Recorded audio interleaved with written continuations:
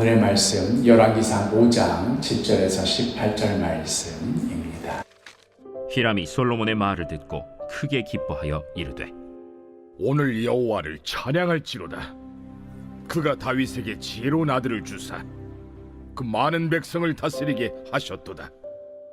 이에 솔로몬에게 사람을 보내어 이르되 당신이 사람을 보내어 하신 말씀을 내가 들었거니와 내 백향목 제목과 잣나무 제목에 대하여는 당신이 바라시는 대로 할지라.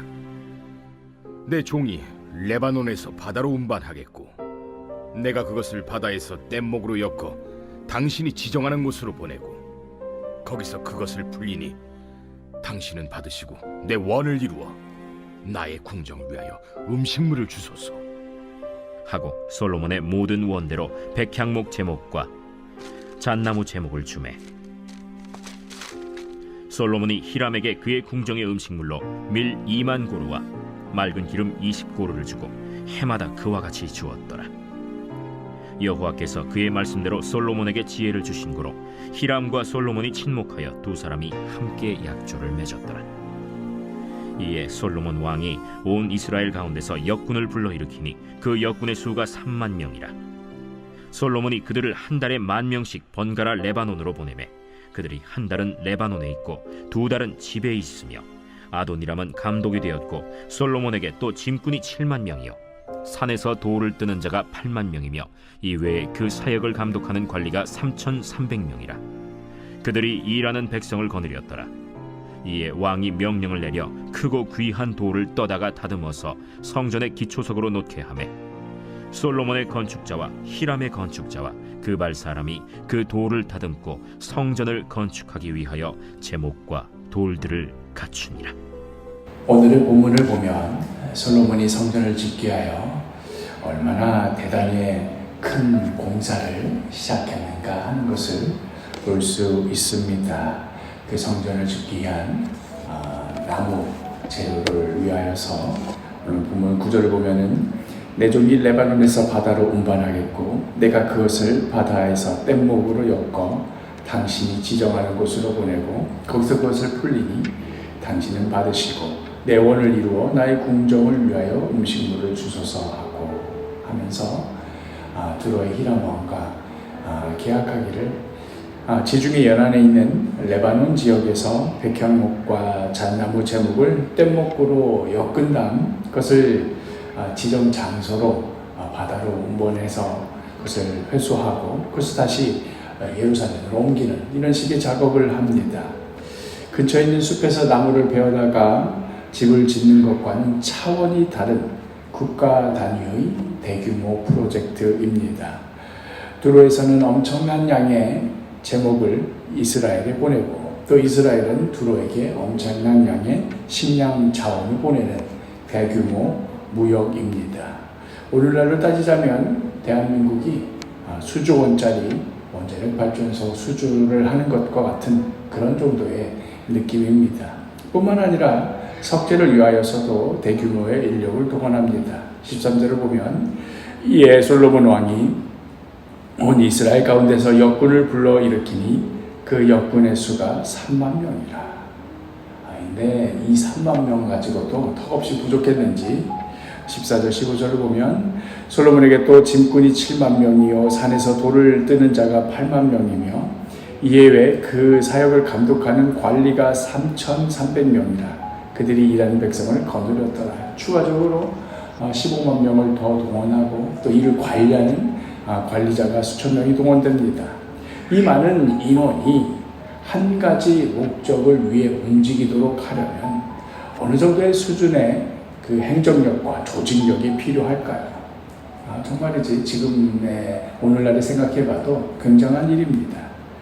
성전을 짓기 위한 솔로몬의 이러한 노력을 보며 우리는 이렇게 생각할 수 있을지도 모르겠습니다. 과연 성전을 짓기 위하여서 엄청난 물량과 엄청난 정성을 들였구나. 우리도 교회를 위하여서 또 혹시 또 교회 건물을 짓기 위하여서 우리가 할 수 있는 이러한 역량을 다 해야 되겠구나. 압도적인 역량을 발휘해야 되겠구나. 어쩌면 오늘의 본문을 보면서 우리는 솔로몬의 행적으로부터 이러한 교훈을 얻어낼 수 있을지도 모르겠습니다. 그러나 한편으로는 훗날 솔로몬의 사후에 백성들이 이제 그의 아들 르호보암이 왕이 되었을 때, 그때 그 왕에게 요청했던 일이 솔로몬이 시켰던 고역과 무거운 멍에를 가볍게 해달라고 했던 것임을 생각해 볼 때, 오늘은 이 본문이 마냥 교훈적으로만 보이지는 않습니다. 중요한 것은 이것이겠지요. 과연 무엇을 위해서 이 모든 것을 감당해내었는가? 무엇을 위해서 대규모 공사도 하고 국가 단위의 프로젝트도 진행하고 수많은 인력을 동원해서 구역을 감당하게 하였는가? 만일 이 모든 것이 솔로몬이 지은 성전이라는 건물 그 자체, 그것의 어떤 화려함과 웅장함에 그 의의를 둔다면 이 모든 게 얼마나 헛된 일이겠습니까? 아니, 헛된 일을 넘어서서 하나님의 백성으로 노역을 하게 했으니 얼마나 분노할 만한 일이 되겠습니까? 그 옛날 이집트에서 노역으로 시달리는 그 백성들을 구출해내서 해방시켜 놓았더니 이제는 스핑크스와 피라미드를 짓는 것 대신에 예루살렘 성전을 짓는 일로 바뀌는 것 뿐인가? 짓는 건물만 달라졌을 뿐 결국 노예처럼 일하기는 왜 한 가지인가? 하나님께 예배한다는 그 본질을 잃어버린다면 정말로 그렇게 되기 쉽습니다. 오히려 하나님의 이름으로 더 악한 일을 한 꼴밖에 되지 않습니다. 실제로 훗날 이스라엘 백성들은 헛된 제사와 금식을 그치고 하나님께 돌아와라, 진정한 예배를 드려라 하는 그 음성을 무시한 채 그저 예루살렘의 그 화려한 성전이 여기 있으니 우리는 안전하다 스스로 우겨대다가 바벨론에 의해 하나님의 심판을 맞이하게 되고 맙니다. 그렇게 정성스럽게 지었던 성전이 하루아침에 불타 다 사라지고 말게 됩니다. 2025년 사도교회표 전심으로 하나님께 예배하는 사도교회입니다.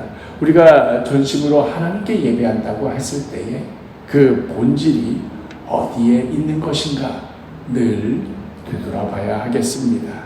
우리의 예배가 그저 우리의 종교적인 열심으로 그치지 않게 되기를, 우리의 헌신이 그저 자기 만족이나 혹은 하나님과의 거래를 위한 어떤 미천이 되지 않도록 진심으로 우리 마음 가운데 하나님을 사랑하고 그 뜻을 구하며 주님만을 사모하며 겸손히 순종의 열매를 맺어가는 그러한 예배의 본질을 지켜내는 2025년 한 해가 되기를 간절히 축복합니다.